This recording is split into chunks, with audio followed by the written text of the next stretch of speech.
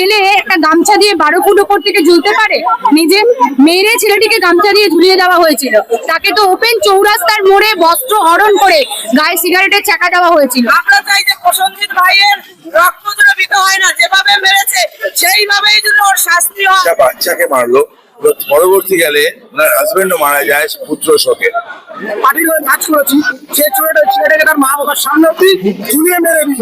তো একটা তার অপরাধ ছিল, সে বিজেপি করতো, বিজেপি সমর্থন করতো, একটা কাজ করতো, এটা তার অপরাধ ছিল। পুলিশ পরগনা পলিটিক্স কন্ট্রোল করতো দেবরাজ চক্রবর্তী। যাবতীয় ক্যাওয়াসের মূলে ছিল ও। গরু পাচার, কয়লা পাচার, বালি পাচার টাকা যেত। দেবরাজের গাড়ি প্রায় পুরুলিয়া যেত। 100 কোটি তো রাখালের সম্পত্তি, মিনিমাম 1300 কোটির হিসাব তো আমি দিয়েছিলাম। 100 কোটি করতে পারছে। ওর গাড়ি করে কয়লার টাকা আসতো, গরু পাচারের টাকা আসতো, কোনো ব্যবসা চলতো না। মাথা ভাইপো আসবে, তারপর সেটাজিরও আসা উচিত। হচ্ছে কোভিড সময় 21 পর মনে হয় ভ্যাকসিন এসেছিল, তখন এসে প্যারালাইসিস হয়ে আছে, ওই অবস্থায় প্যারালাইসিস হয়ে আছে, ওই অবস্থায় তার কোভিডের ভ্যাকসিন দিতে গেলে ভ্যাকসিন নিতে গিয়ে বললেন হচ্ছে মানে যেহেতু হাজবেন্ড দেখাশোনা করবেন, ওনাকে ভ্যাকসিন দেওয়া হয়নি, ওনাকে বের করে দেওয়া হয়েছিল।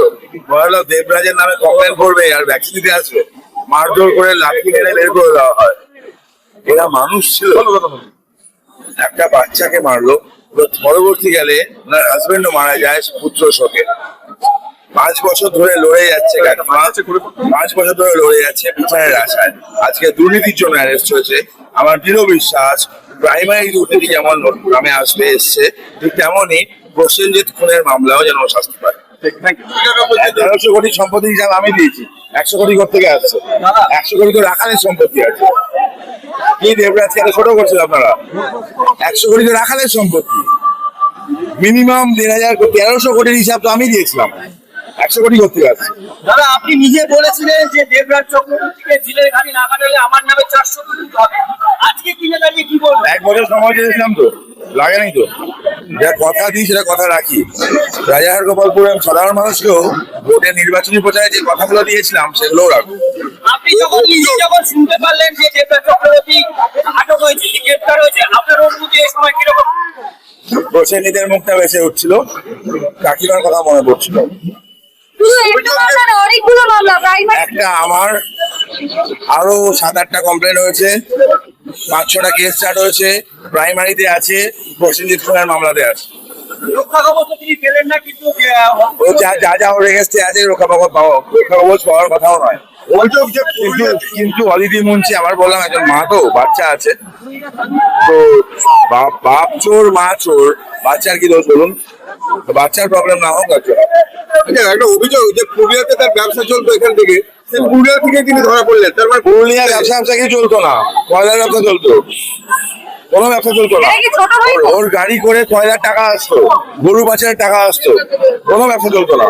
দাদা কালকে আপনি দেখা গেল যে প্রথমদিনই আপনি মানে দেওয়ালি একরকম হয়ে গেল, আর আজকে এই শোভাযাত্রা এলাকার বড় ডাকাত ধরা পড়া, যে সেলিব্রেশন তো হবেই, সেটাই হচ্ছে। এটা কি ছোট ভাইপো? কয়লা চুরিতে তার নাম রয়েছে। কয়লা আছে, বালি আছে, গরু আছে, সব জায়গায় আছে। দাদা আপনি বলেছিলেন কান টানলে মাথা আসবে, এবার কি মাথা ভাইপো আসবে, মাথা ভাইপো আসবে, তারপর সেটাজিরও আসা উচিত। পুলিশ পরগনা পলিটিক্স কন্ট্রোল করতো দেবরাজ চক্রবর্তী। যাবতীয় ক্যাওয়াসের মূলে ছিল ও। গরু পাচার, কয়লা পাচার, বালি পাচারের টাকা যেত। দেবরাজের গাড়ি প্রায় পুরুলিয়া যেত। যে সাদা ফরচুনারটা ছিল, যা প্রায় পুরুলিয়া যেত টাকা আনার জন্য ওখান থেকে।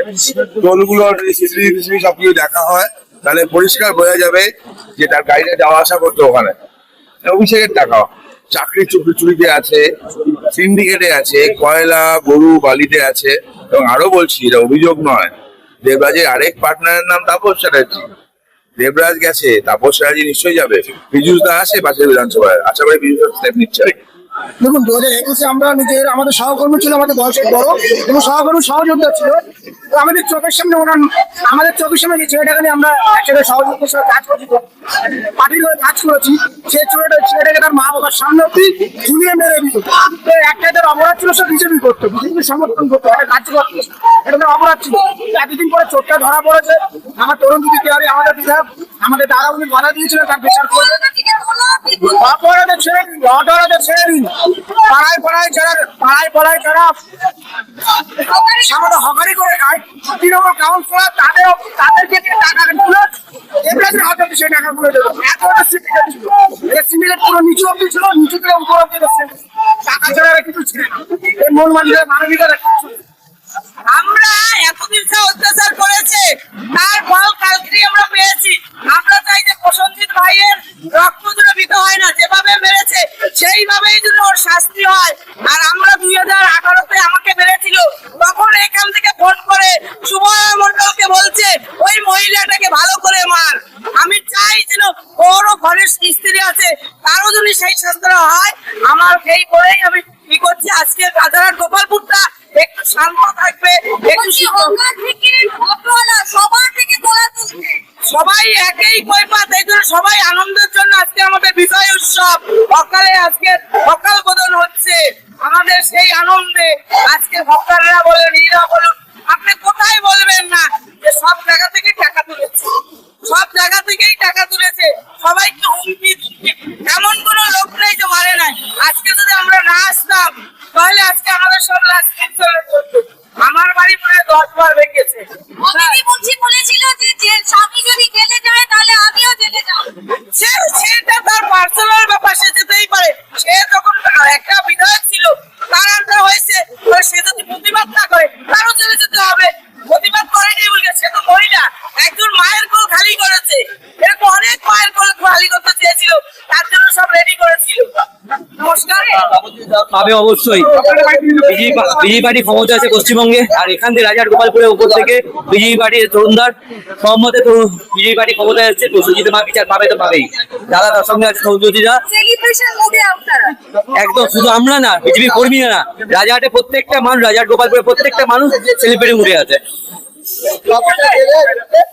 সামনের দিন যাবে ভালো হবে, কোনো তোলাবাজ থাকবে না রাজারহাটের বুকে, কোনো তোলাবাজ থাকবে না। স্কয়ার ফুটের মন্ত্রীরা থাকবে না, যারা যারা ধান্দা করে গেছে তাদের সেইগুলো থাকবে না। আর তৃণমূলের সব যে কাউকে ছাড়তো না, রিক্সাওয়ালা ভ্যানওয়ালা কাউকে ছাড়তো না। একটা রাস্তা দাঁড়িয়ে কি মুচিও বসতো, তার কাছ থেকে ওরা তোলা তুলতো, কাউকে ছাড়তো না। পুরো তোলা থাকবে রাজারহাটের বুকে। দেখুন, এটা তো সেলিব্রেশন শুধু আমরা না, এখানকার যত জনসাধারণ আছে সবাইকে জিজ্ঞেস করুন, সবাই খুশি হয়েছে। যে অত্যাচার 15 বছর ধরে করে গেছে, একটা সুন্দর মুখকে সামনে রেখে, মমতাময়ী মুখটা একটা ছিলেন আমাদের সরকারে, আর একজন সুন্দর কীর্তনিয়ার মুখে ছিলেন এখানে। কিন্তু তার পিছনে যে মুখ আর মুখোশের মতন, রাবণের মতন এখানে যা পরিস্থিতি করেছিল, আপনি এখানে প্রত্যেকটা হকারের কাছে গেলে জানতে পারবেন যে কি অত্যাচার ওখানে হয়েছে। আজকে এই যে প্রসেনজিতের মা এখানে এসছে, একটা প্রাণী ছিল না। আমাদের এখানে একজন অমর দত্ত বলে মহাশয় আছেন, যিনি জেলার ইয়েতে, আমাদের জেলার নেতৃত্ব স্বপন রায়চৌধুরী আছেন। আমরা তখন ওই রক্তচক্ষুকে উপেক্ষা করে আমরা ওনার পাশে দাঁড়িয়েছিলাম। একটা ছেলে একটা গামছা দিয়ে 12 ফুট উপর থেকে ঝুলতে পারে? নিজে মেরে ছেলেটিকে গামছা দিয়ে ঝুলিয়ে দেওয়া হয়েছিল। ওর উচ্চতা দেখে দিল্লি থেকে যে হাই কমিশনের লোকেরা এসেছিল তাড়াতাড়ি অবাক হয়ে গেছিল। আর ওই পাড়ার লোক আর শম্পা চক্রবর্তী একদম সম্পূর্ণভাবে জড়িত আছে। ওনাকে ভ্যাকসিন ধরে নিতে দেয়নি, এতটাই উৎপাত করেছে। রমি তো বাদ দিয়ে আরেকজন মহিলাও ছিল, যাকে ভোটের আগে ভয় দেখিয়ে ওনারা সরিয়ে নিয়ে গেছে। তাকে তো ওপেন চৌরাস্তার মোড়ে বস্ত্র হরণ করে গায়ে সিগারেটের চাকা দেওয়া হয়েছিল।